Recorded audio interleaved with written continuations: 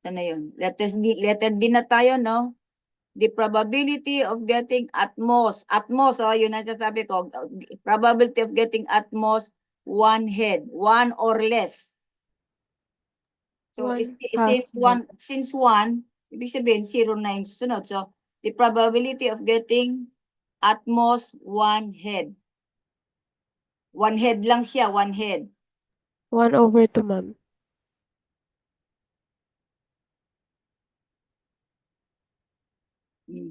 Okay, one head. Nasaan na tayo? Sa letter F. Of the probability of getting at least one tail. At least one tail. Iba yung at most. Sa at most is one or less. Yun namang at least one or more. 7/8, ma'am. Right. Okay. So, dito, okay. Sagutin natin dito. Guys, okay, dito lang. So, pag-aralan niyo dito, to number 3, baka ibigay kong quiz sa inyo next class. Okay? Okay, sagutin natin. Number 3, sample space ilan? 8, ma'am. 8. Okay. Number of sample points? 8, ma'am. Sino itong sumasagot sa akin? Magtaas ng kamay para alam ko kung sino. Bellarmino, ma'am. Lori? Yes, ma'am. Okay.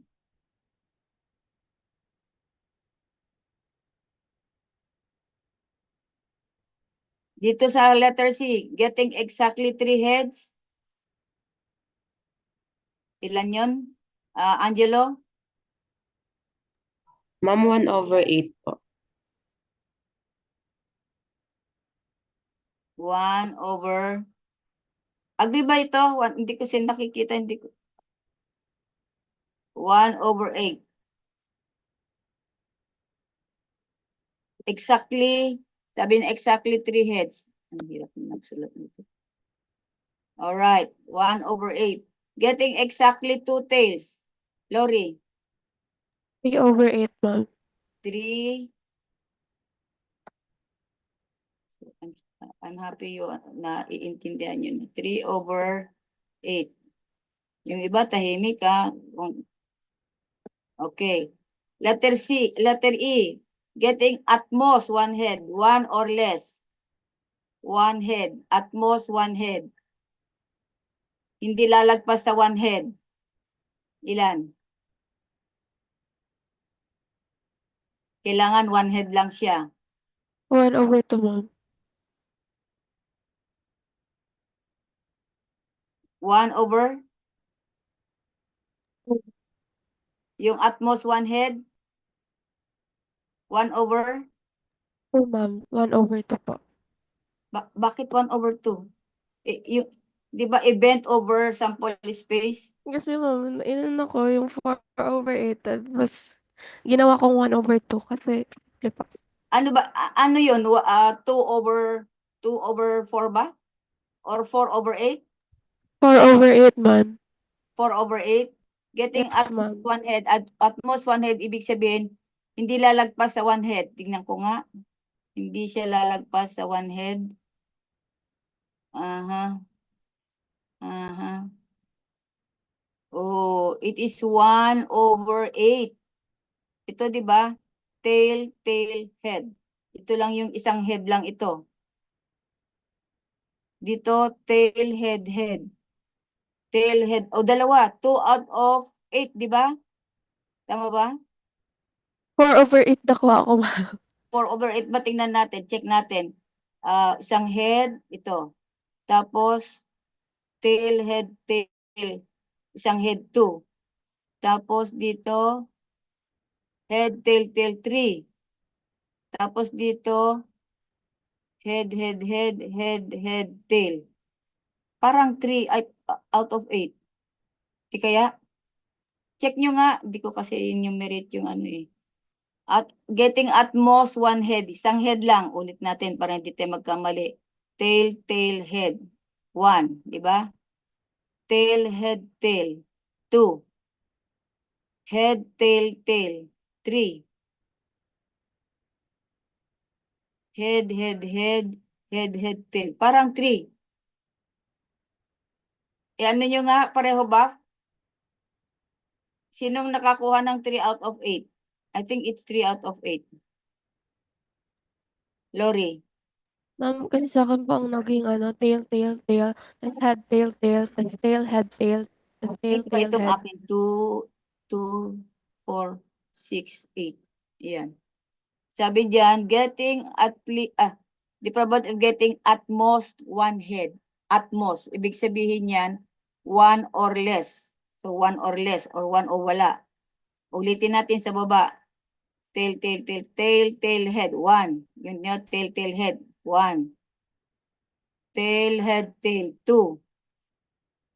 Yung isang head lang. Head, tail, tail. 3. Head, tail, head. Head, head, tail. Head, head. 3 lang iha. 3.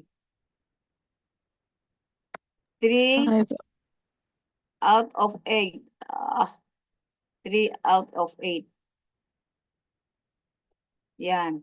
Then the probability of getting at least one tail. At least one or more. Ito naman one or more tails. One or more tails. So, ibig sabihin may ring 2 or 3. So, getting at, ito na yun.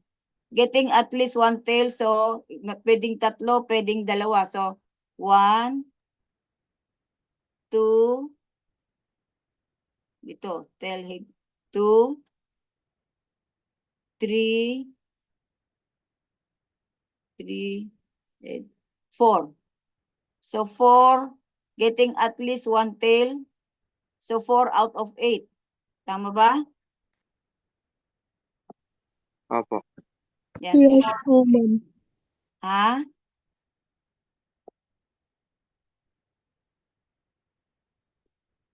Pag sinabi nating at least one tail, so ibig sabihin one or more. So one or more. Umpisa natin sa baba. Ito tatlo, 1. Tapos 1, 2, 3, 4. Oh, parang 4. Tapos ito 5. Mali. 5 yata ano? Guys, 5 ba o 4? At least one tail. Uy, bilang tayo, magkamali tayo At least one tail. So, ibig sabihin, 1, 2, or 3. So, ito, tatlo. 1. Tapos, 2. Tapos, ito, 3.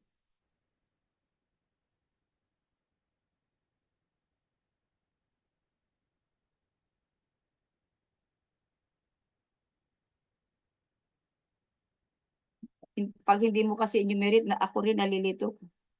Hindi ko makita dito sa aking pagsusulat Bilangin nyo na, di ba ito? At least, dito sa di ba ito pag sinulat nyo? Ay, naku. I-check natin, okay, overtime na tayo. I-check natin kasi dito naduduling ako. Nakikita nyo yung sinusulat ko? Nahirapan ako dito. Nalilito rin ako kasi naduduling ako. Hindi ko makitang diretso. Yes, Gian. Ma'am, 7 sample out of 8. points. 7 out of 8 sample points have at least one or more tails. Yung sa at least one or more tail is 7 out of 8. Tama? Yes, ma'am. Oh, so sabi ko sa inyo na kaya kailangan enumerate nyo yung N of S. I-enumerate nyo yan. Kasi yung ganito, malilito ka. Ako nalilito rin dahil hindi ko balibaluktot pa yung sulat ko so hindi ko makita. Alright, anyway. So go over it and then pag-aralan nyo yung 2 and 3 at maaring magbigay ako ng quiz. Okay? Sa Monday, tama? Yes po, ma'am. Yes, Alright. ma'am. Okay, so thank you. Attendance natin, Gwen?